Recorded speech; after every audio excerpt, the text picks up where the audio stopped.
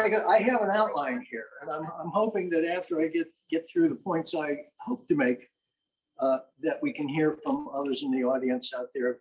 Anything that you think might encourage people to collect art, uh, help them build their collection in a way that makes sense to them financially, psychologically, and what have you. But I can say that I began collecting more or less as a way to encourage students that I had taught at various schools. All of these pieces here were done by students that I had at the Art Institute of Philadelphia. And many of them have gone on to have wonderful careers in commercial art, fine art. And, I made an effort to get their work into my collection. So helping my students get their careers started. It's something that happened to me. My very first show, one of my teachers came, Jimmy Luters, and Jimmy bought one of my paintings, and it was a huge lift to me to have one of my teachers that was a hero of mine actually buy one of my pieces and hang it in his house. So I thought, if I can ever do that, I should do that. And I have been doing that, especially since 2009. I have, before I go into the tips on collecting and the ideas about building a collection, I think it's worth taking a minute just to talk about how important art is in our society. We think in terms, as I was putting this all together, and when the lockdown occurred and art was not declared an essential thing, and and all the museums closed and the galleries closed, everything shut down, art schools shut. I began to look into, well, what happened in previous pandemics, things like that. During the Middle Ages, we had enormous pandemics that laid waste to 50% of the people in Europe died during some of those pandemics. Art continued. During the flu epidemic in 1918, artists kept making art. Claude Monet was doing his Weeping Willow series in 1918. His son was fighting in World War II. The flu pandemic was killing people all over the world. And what did Claude Monet do? He kept painting, So that idea, and then we get into our current pandemic. And when the lockdown occurred, a lot of artists, they had shows lined up and the galleries closed down, so they couldn't have their shows. The museums closed, the art schools closed. Many of the artists had secondary jobs, working in restaurants, whatever, they closed. So there was a kind of panic that set in. And I decided at that time that I needed to not just keep collecting art, but do it more regularly. And so I added a lot of work to my collection at that time. And it became way more than I could put in my house. I think as Erica took us on a quick tour there, you saw there's no way you'd have to have a huge house to display all this properly. So I was stacking things. I had them in closets and so on, and I wanted to get them out where people were seeing them. And Andrea Strang from Gallery 222 in Malvern, I was talking to her about this, and she offered me her gallery during the month of January 2021. And that was the first venue for this collection. And then it went to the Mainline Arts Center in Bryn Mawr. And now it's here at Southern Alleghenies Museum of Art, which is absolutely fantastic to see everything in such a beautiful space, spread out like this. You can walk through it. It's really wonderful. So very grateful to the museum and all the people here. But let's talk about 5 reasons to collect art. And I think there's one obvious reason, and that is, you see something and you say, wow, I really like that. Like, look at this robot by Stephen High. Some people love robots. Maybe they love the Planet X, I think this was from. I might be wrong on that, but you know, this is the Robbie the Robot, and you know, maybe you saw that movie and you loved Robbie the Robot and you thought that was really cool, and then you see this and you think, wow, I would like to have that in my house. You know, that's like one of the most obvious reasons we collect art. We see something that we really like, and we think, I would like to have this around me all the time, not just see it once and then move on with my life and never see it again. So that is kind of the obvious reason. And some people, maybe they only collect a few things in their whole lifetime. That's perfectly fine. Some people get the bug for collecting like I have, and they end up with hundreds of pieces. But let's talk about the other less obvious reasons. And that is the one of supporting the arts. We think, what kind of society do we want to live in? You know, do we want a society where there are art galleries and art schools and museums? Do we want that kind of society? I think most of us do. And the thing is, we can't have those things if there isn't support among the people for that. When you buy a piece of art, you actually are supporting this museum in a way, because you're making a statement that you love art, you want it around you. It's an important thing to you.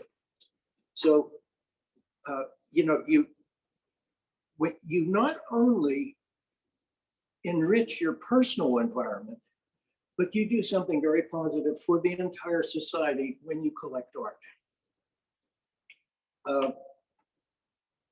Third one I have here is that you make more art by that artist possible. You inspire that artist. It's happened to me many times. I've been very lucky to sell quite a bit of my own work. And every time I do, and I get a beautiful email or a little video message or something like this, you know, it encourages me to keep going with my work. We were talking a little bit earlier.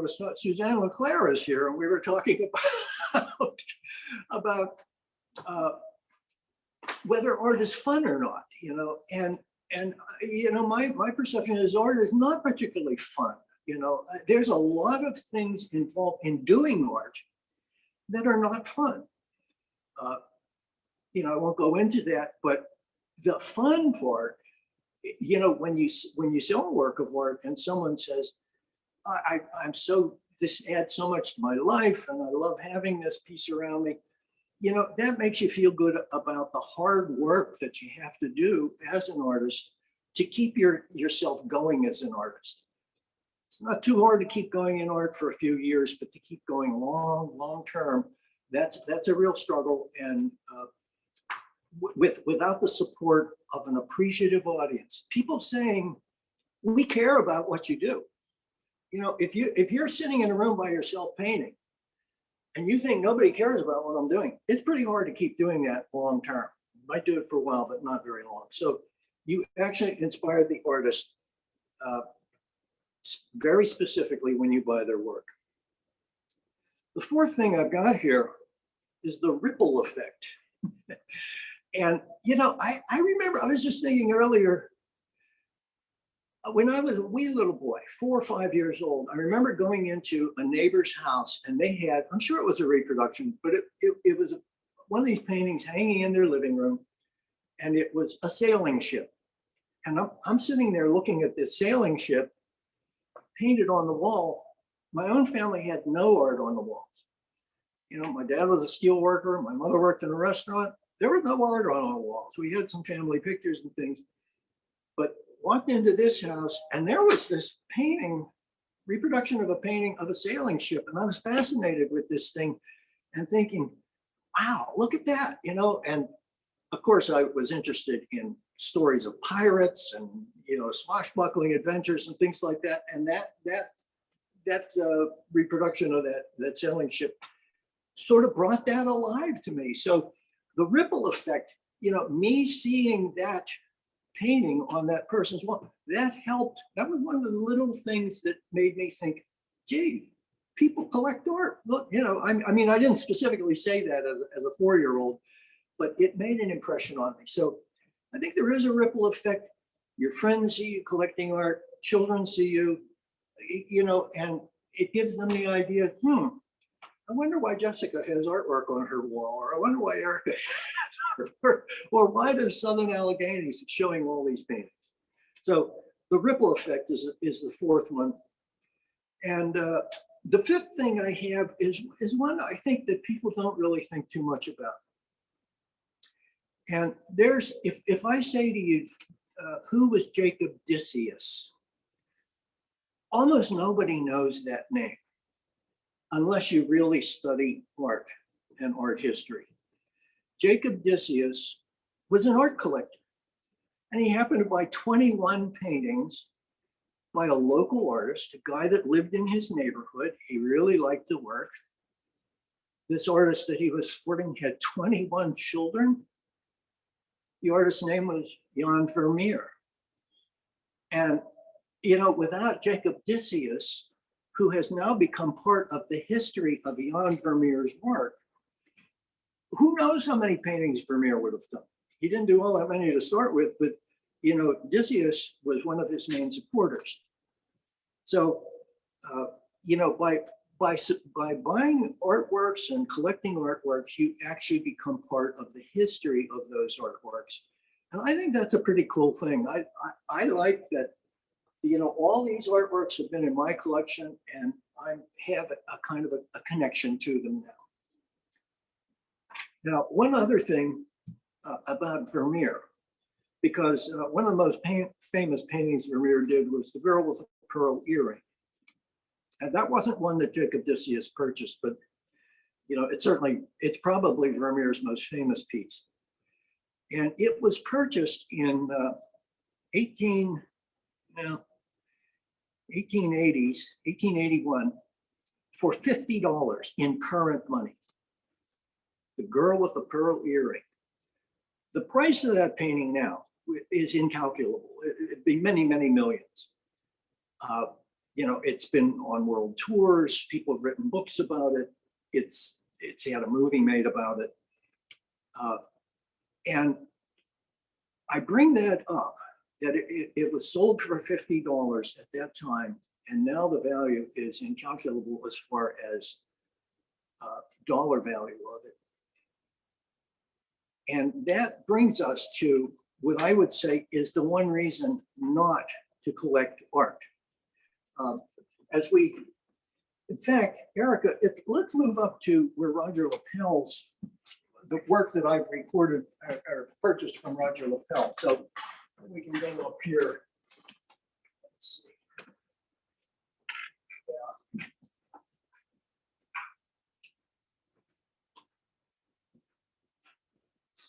Yeah, here we go. See, I showed with Roger Lapel for 43 years. He sold a lot of paintings for me.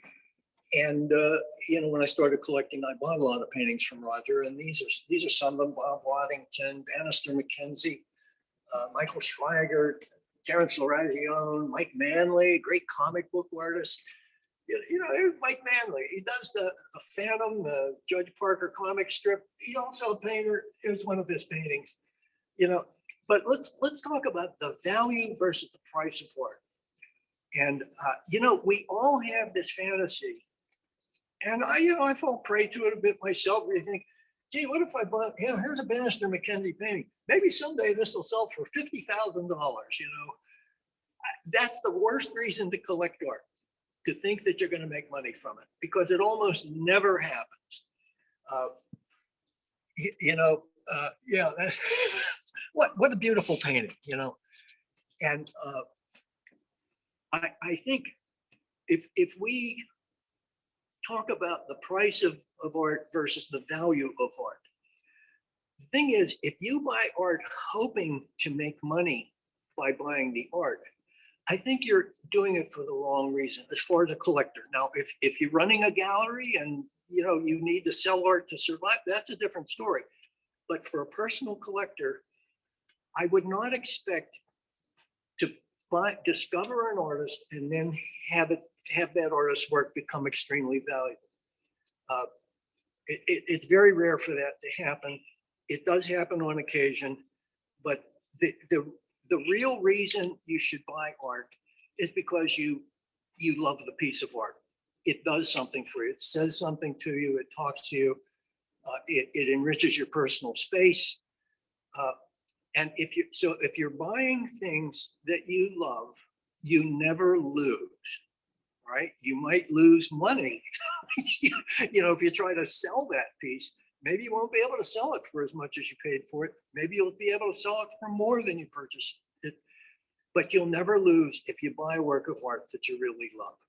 So that's the key thing. Think about buying things, surrounding yourself with works of art that say something to you, that you think are worth having around you. Now, as I've dealt with Roger over the years, here's one of Roger's pieces right here. Roger, of course, went to the Pennsylvania Academy of Fine Arts, as I did. This is one of Christine McGinnis's pieces, his wife, his long-term wife. And Roger and Christine ran Roger Lapel Gallery. And we often had conversations, how do you sell more art? How do we get more people to buy art? Because he'd have a show of, one of his artists, whether it's me or any of these artists here. And what you want to do, of course, is to have the artists really benefit from that, be able to pay their bills and, put paint on the palette and things like that. So we often discuss what stops people from buying art. And I think one of the things that astonishes me when I talk to people about this, who express reservations about buying art, when they say something along the lines, well, I wouldn't know what to buy. Buy what you like. It's that simple. You cannot go wrong if you buy something you like. That's just plain and simple. No one judges you. No one's going to make fun of you. No one, you don't have to be an expert at art to buy art. You buy a car. You don't know how the car. You don't know everything about that car. You like the car. You buy it. You like a piece of art. Buy it. Don't worry about any of that other stuff. So that's one of the things that people say. Well, I wouldn't know what to buy. Just buy what you like. Here's another reason people tell me, well, I can't collect art because I don't have the space. You got take a look down here. Just like here, buy some small things, put them together. Some of these spaces in 5 or 10 feet, you can put 10 small pieces. You don't need a whole lot of space to collect art. The other thing you can do, if you really have run out of wall space, of course, you can rotate your collection. You put some things away for a while. You change them around, and even that is kind of a fun thing to do with your collection, because you walk into a room and you have a new painting on the wall that you switched out, and you think, wow, that looks really great there, and there was something else there. So that's kind of a fun way to, by rotating your collection, of making more use of your space.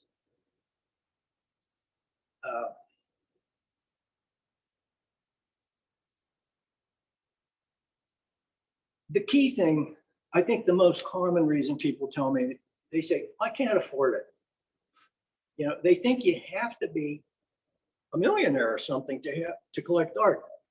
I don't have a lot of money, but I've built a huge collection here. And by buying small things at relatively low prices over a long period of time, if you buy one thing, if you don't have any art and you think you can't collect, try buying one piece and put a limit. I said I'm going to buy small things and they have to be under $500. And I had students that were having shows and they had work for $350, $450, $500, and I would buy things. And gradually, I spent a little more on some as time went along, but if you start small, and then if you can, you may expand your collection, but just buying one thing is a great help to the society, to the artist, and to your own environment. So price is all matter. It's all relative, of course. Some people, $1,000 is a limit. Other people, 500, 200, 250. You can buy beautiful prints and etchings, original artwork, signed, numbered editions for under $100, and that's not a bad way to start collecting art.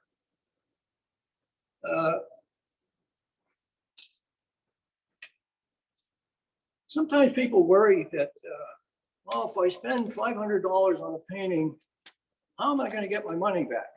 I've had that idea expressed to me. When you buy a car or a couch or anything, you don't say, how am I going to get my money back? You benefit from that work of art over the years that you have it. You're getting something every day from that. So whether you get your money back, whether you make money on it, those things are immaterial if you're buying art you love. So I just keep coming back to this. You never lose if you buy art that brings you joy. That's what it boils down to. Now, the last thing, if we could go up to my academy students.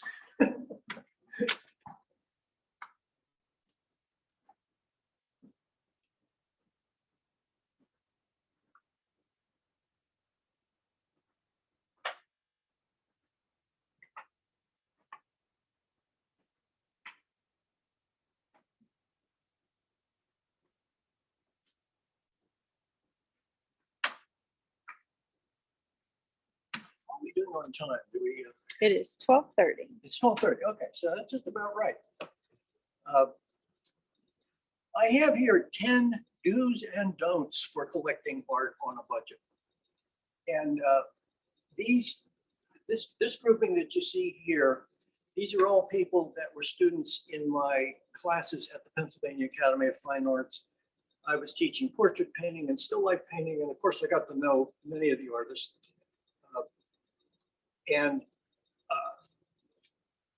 It's funny, you start collecting their art and you follow their career, and you see their career go through ups and downs. You see them maybe start and stop, resume their careers, things like that. You find out, for instance, Susie Shireson, she teaches at the University of Massachusetts now. Let's see, Sterling Shaw here, he just had a show at Gross McLeaf Gallery in Philadelphia.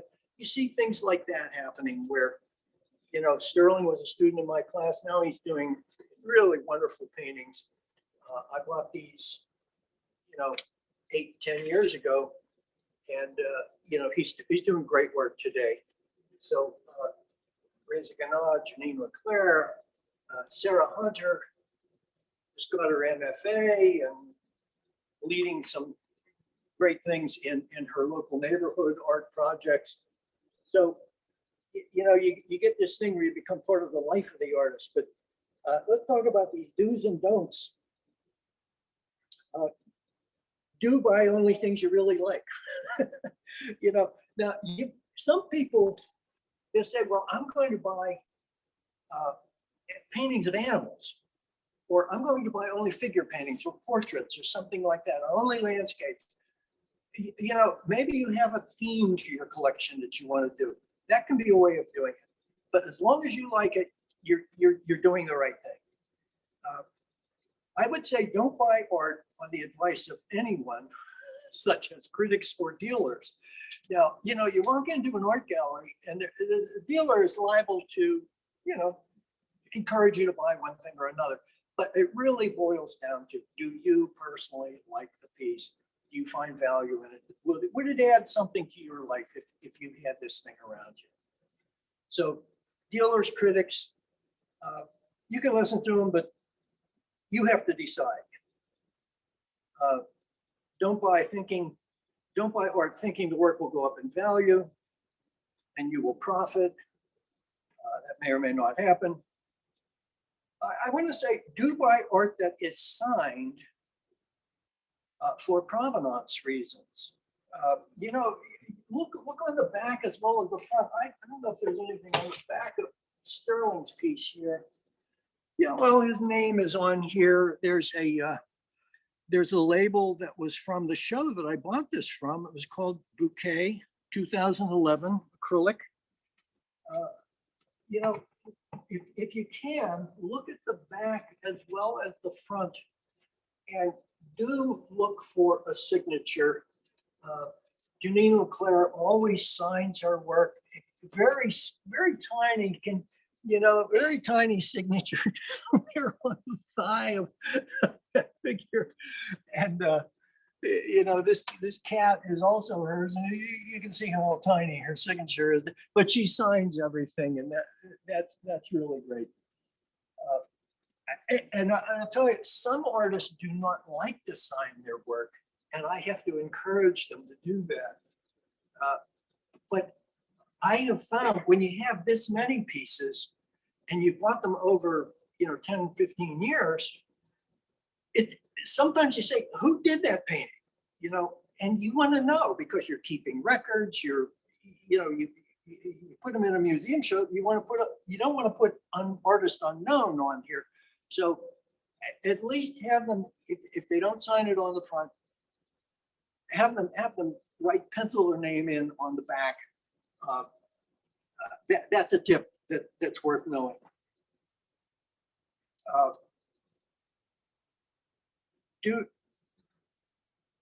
Now don't buy art and then not take care of it. In a way, you become a steward of the artwork. So you want to take care of the artwork. You don't want anything bad to happen to it. Sometimes that happens, but that's part of being a collector, is being a steward of the art. Do buy art to encourage the artist to do more. We've talked about that. Do buy art as a statement that you value human creativity. There are some people that they have no interest in collecting art at all. Well, they're never going to do that, but thankfully, most people in the society, they at least find some value and get delight in artwork of some kind. So you make a statement about human creativity when you buy art. And do buy art as a form of art in itself. Your collection becomes work of art. Like I do a lot of art, but my collection has essentially become another work of art. And I don't collect any particular style, artist. I just collect anything that I like and that I think the artist it's a genuine motivation for it, that it's work that came from within them. So as long as that's the criteria I look for, is it art from within? And that's why there's a little bit of everything in this collection, and I think it makes it more interesting. The last thing I have, and then I'd love to get some questions and answers, and your comments about collecting art. You buy art as a part of a lifelong journey of discovery. I would say, imagine, suppose you collect art for 30 or 40 years, and you look back and you look at a piece and say, oh yeah, I bought that piece. Oh boy, that was way back in 2021, and it's 2040, and you're looking back and say, yeah, I remember when I bought that first piece in 2021, and I remember what was going on. Gee, that was during the pandemic and everything, so I remember every one of these pieces, when I bought them, what was going on, and the conversations I had with the artists. I bought this piece from Sterling Shaw here. I think both of these. And I went to, he had a little studio space. It was winter. He had a space heater going. The place was unheated. He's got this little space heater going in this rundown factory building in Kensington area of Philadelphia. And I thought, man, I'm worried about that space heater. All those thoughts come back to me when I look at Sterling's pieces here. So, collecting art is kind of a lifelong journey of discovery, and it's almost a diary of your thinking about your relationship with art, and it'll evolve. Your collection will evolve with time and circumstance. So those are my ideas. I would love to hear, we have some time left here. Does anyone out there in the audience have something they would like to add? We're going to flip this around so I can see. David Fry. How you doing, buddy? Hey, Dave. Now you're a collector of note. Yes, I am. You have some fantastic pieces. Yeah, What great made you artist. start to collect art? Well, basically, when I met you in college, and I went to your dorm room, and you had color pencil drawing of an apple that was kind of eaten, and one of an old sneaker. But it was so well done, and I really, really, really liked it. And at that moment, I was like inspired by the talent of an individual to be able to do that. Now, I was not an artist. I was a science major, Right. and I went on to become a science teacher. But I always had that love of being able to depict that which I see with some kind of medium, whether it's pencil or magic marker or crayons or paint, Right. or whatever. And so you were actually my inspiration. And I can ask my wife, I spent all these years trying to get to be like you. That was my focus. That's his main goal. And I wanted to get that to the point where I could talk to you about the very thing that I love that you did and have you respond in kind. And so whenever I retired, as you know the story, and my daughter got me into painting and that, we had already collected quite a few artists' work, including yours and your wife, I might add. Yes. Yeah. Yeah, and they're among our prized possessions, and I'm not just saying that, but they really are. Marcy had some friends that were artists, and we got some of theirs. We bought it because we liked it. We liked a lot of your stuff, but we couldn't afford it. That was a problem for a while. And also some of your pictures were really big, and we got one of the big ones and got that hung up. So whenever we went to the showing, the galleries where you were on display, and we saw something that fit our wall and fit our wallette, we of course jumped on it. So you were the inspiration for us collecting art. And well, Dave, let me just butt in for a minute though and say, now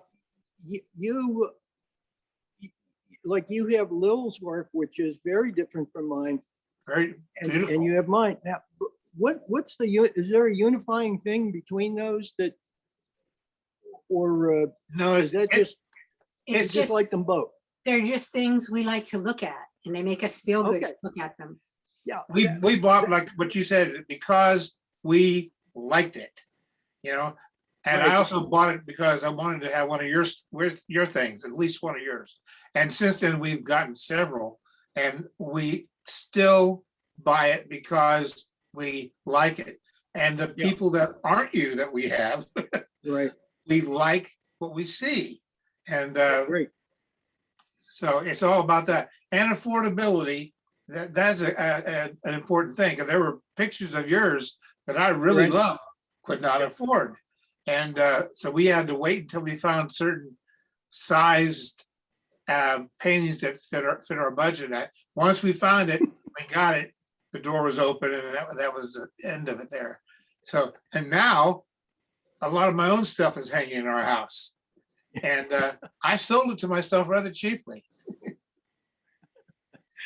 Marcia, you wrote me a very nice note. Could you go over what you were telling me in that note about what inspired you to start collecting? Yeah, you may need to Okay. I'm done. there you go. Well, I buy what I like. If I can afford it and I like it, I get it.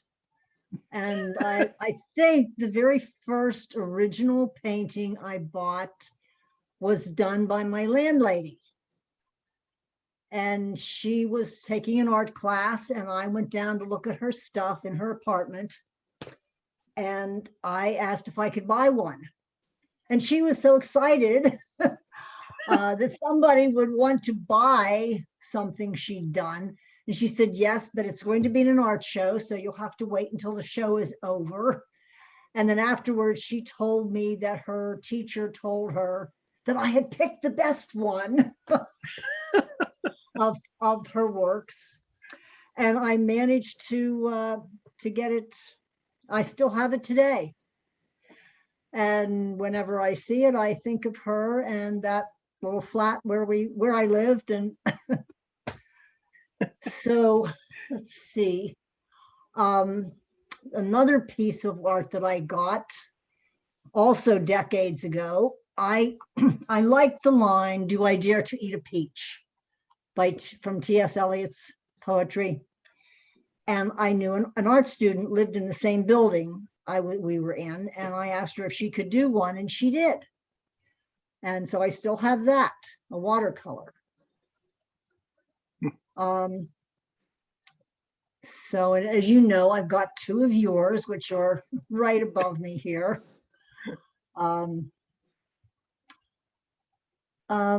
That's just, my husband and I just bought what we liked and could afford. Okay, great. Jennifer, do you have any advice for young collectors or anything like that? Well, I mean, as an artist, I actually have a pretty large collection. Can you hear me okay?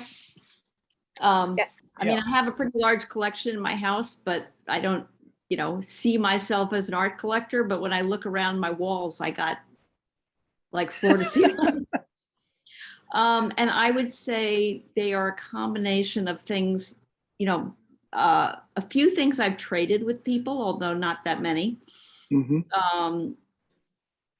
A few things that that we've bought, but not that many. And things that we've inherited from our families, that we liked, that we wanted, I mean, for myself, I have things, having just sold my parents' house, I have things that I grew up looking at and really liked and decided to keep in my own house. But I really have no advice for collectors. I mean, my experience as an artist trying to sell work is pretty much like the opposite of yours. I had somebody recently, I have to tell you this, I had somebody recently tell me, I really love your work, but I don't want it hanging above my couch. And I kind of understand that because some of, Jennifer is one of the is artists maybe in the not that collection easy. here, as is Dave Fry. And one of the things, Jennifer, that I've noticed is some of the most avid art collectors are other artists. We tend to think maybe artists have all this artwork of their own. Why would they then go out and buy lots of other artwork? But I know that when I started doing this, my initial thought was, okay, you're gonna give a kind of a little boost to your former students the way Jimmy Luters did to me. Mm-hmm. But when I hung these things in my, in fact, I think one of the first pieces I bought was this cat. It's called Beth's Cat, painting by Janine Leclerc. And I found when I had this artwork by other artists hanging all around my studio, I didn't feel so isolated.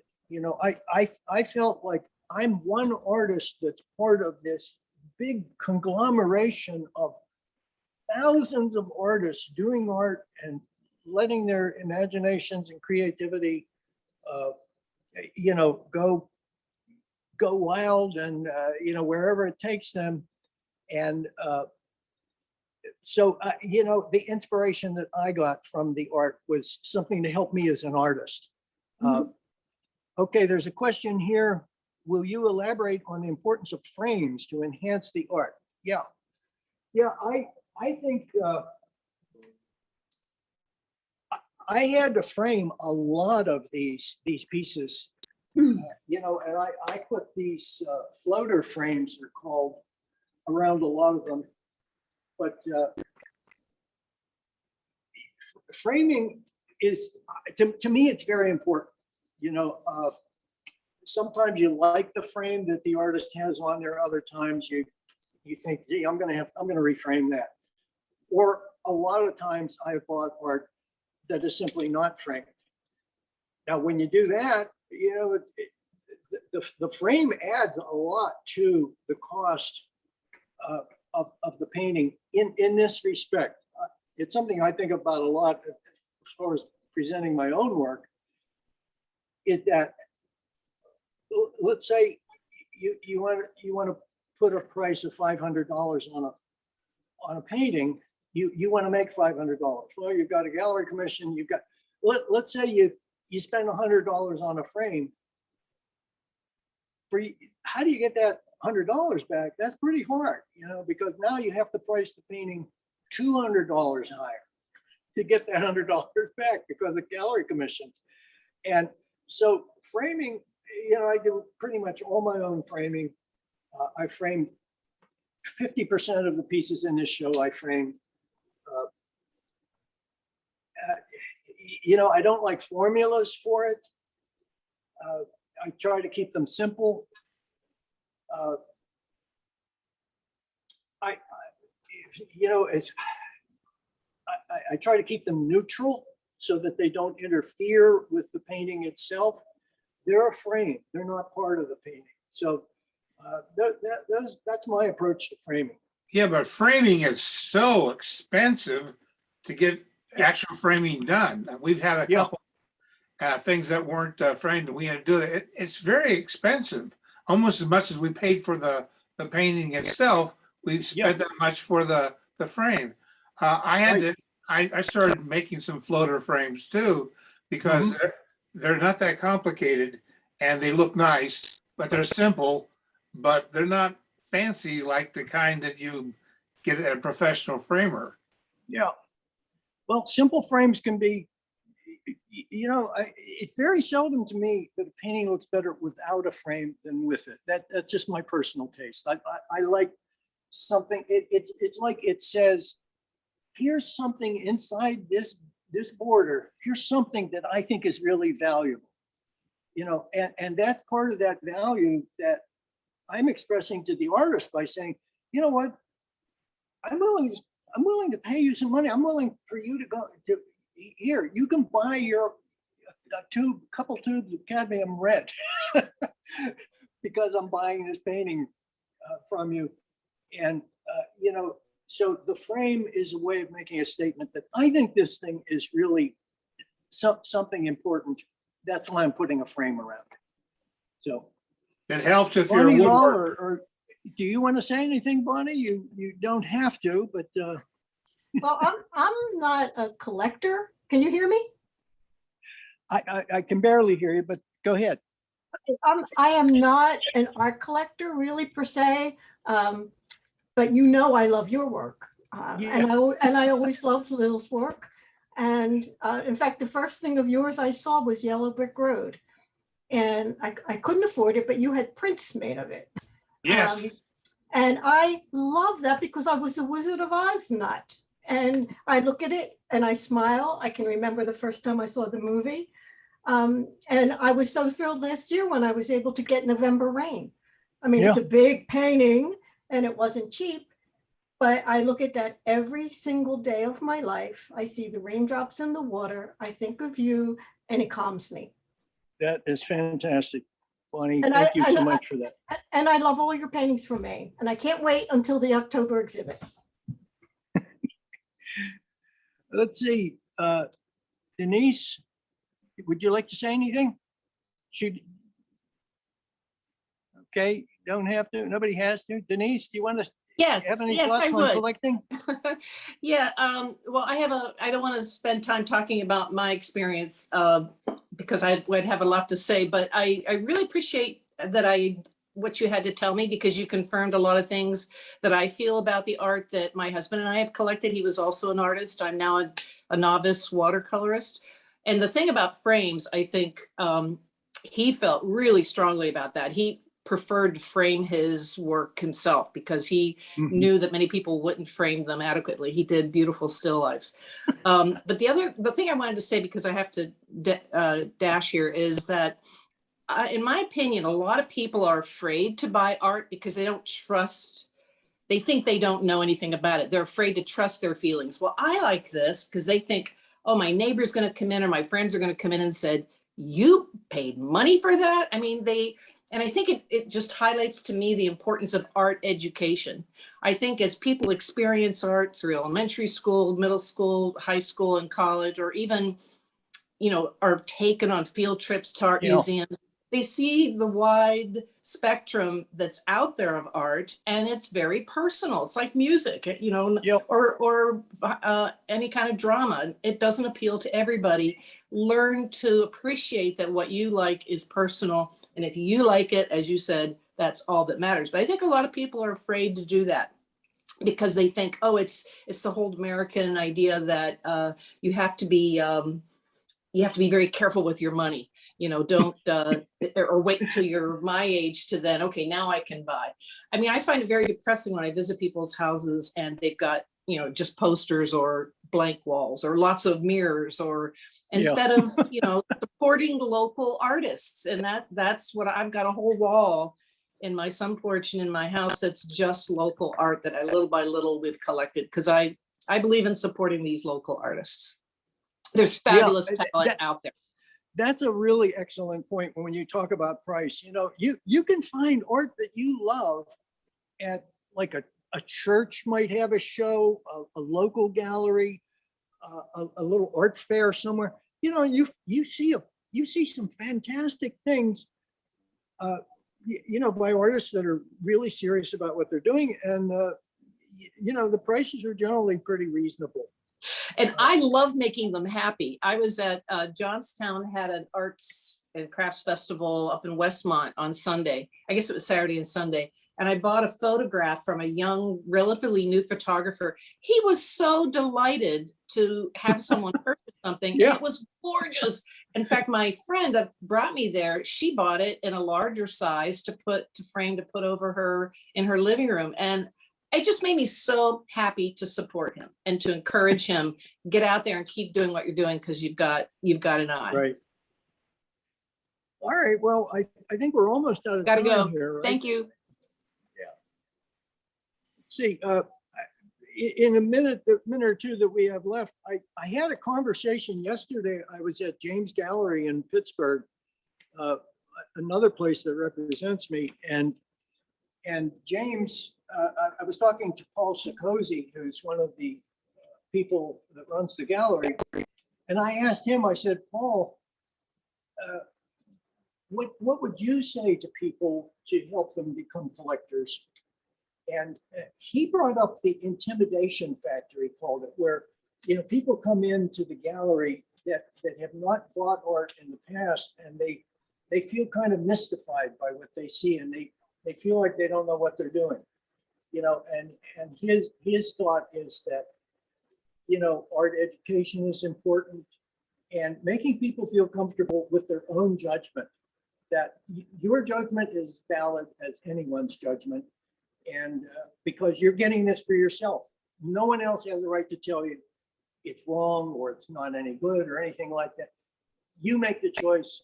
It's your work of art, and that's the key thing. So I think buy what you love. You can't lose. You will always be helpful. And if you're someone who's never bought a work of art, you buy one thing, you've done something terrific. So those are my thoughts. I think we pretty much near the end here, right, Erica? Yes, and as Fred said, this recording will be available on our YouTube. It is Sama Art Online. We'll also send all the participants an email with a link to the recording as well. Great. All right, I guess we'll say goodbye and hope you go out and buy a piece of art. Take care, everyone.